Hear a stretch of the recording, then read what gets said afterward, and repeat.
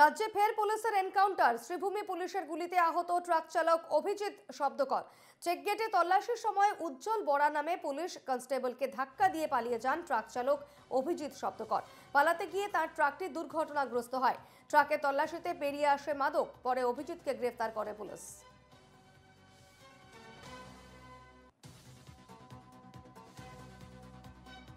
এই মুহূর্তে আমাদের সঙ্গে টেলিফোনে রয়েছেন প্রতিনিধি মিষ্টু দত্ত। মিষ্টু, কি আপডেট রয়েছে ঘটনার?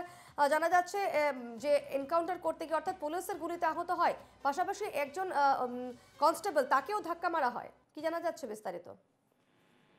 দেখো, আমরা এই মুহূর্তে বলবো যে অসম পুলিশের বন্দুক আবারও গর্জে উঠলো এবং সেই বন্দুক গর্জে উঠলো একজন অপরাধী বলতে লাগবে। একজন অপরাধীর বিরুদ্ধে, যে অপরাধী ছিল ট্রাক চালক, যে ট্রাক চালকের নাম ছিল যে ট্রাক চালক আসলে গত পরশু রাত্রেবেলা উজ্জ্বল বরা নামের এক কনস্টেবলকে পিষে সেই ট্রাক চালক দ্রুত গতিতে অসম ত্রিপুরা সীমান্তের চুড়াইবাড়ি থেকে সে পালিয়ে যেতে সক্ষম হয়েছিল।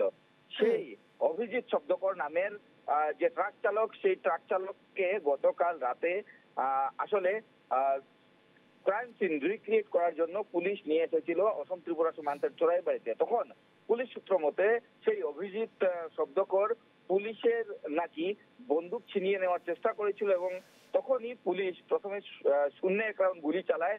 তারপর সেই অভিজিৎ শব্দকরের ডান পায়ে গুলি করতে বাধ্য হয়, যার দরুন অভিজিৎ শব্দকর আহত হয় এবং বর্তমানে সে শিলচর মেডিকেল কলেজ হাসপাতালে চিকিৎসাধীন রয়েছে। এবং এই যে ঘটনা,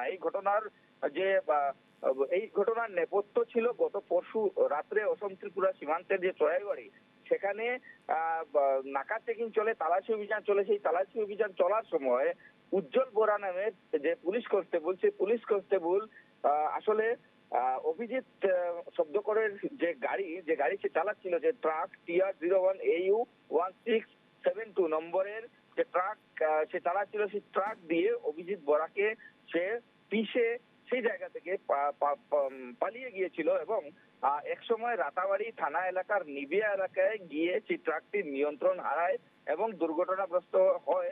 সেই সময় কিন্তু রাতাবাড়ির পুলিশ থানার যিনি ওসি, উনার গাড়িও দুর্ঘটনাগ্রস্ত হয়। তারপরই পুলিশের তৎপরতা শুরু হয়েছিল এবং পুলিশ সেই গাড়িটিকে তল্লাশি চালিয়েছিল এবং তল্লাশি চালিয়ে সেই গাড়ি থেকে 20,000 ইয়াবা ট্যাবলেট উদ্ধার হয় এবং যে উদ্ধার হওয়া ইয়াবা ট্যাবলেটের মূল্য ছিল প্রায় 5 কোটি টাকা। তারপরে গত রাতে পুলিশ যখন সেই অভিজিৎ শব্দকরকে সাথে নিয়ে সীমান্ত অর্থাৎ অসম ত্রিপুরা সীমান্ত চুড়াইবাড়িতে নিয়ে আসে, যে কি করে এই ঘটনাটা সে ঘটিয়েছিল, সেই ঘটনার সিন রিক্রিয়েট করতে গিয়ে এই গুলি চালনার ঘটনা পুলিশ সংগঠিত করে এবং বর্তমানে সেই অভিজিৎ শব্দকর শিলচর মেডিকেল কলেজ হাসপাতালে চিকিৎসাধীন অবস্থা রয়েছে। এবং এই ঘটনাকে কেন্দ্র করে আসলে গত পরশু বা গতকাল সকাল থেকেই সীমান্তে যথেষ্ট চাঞ্চল্যের সৃষ্টি হয়েছে। কেননা উজ্জ্বল বরা নামের যে কনস্টেবল, সেই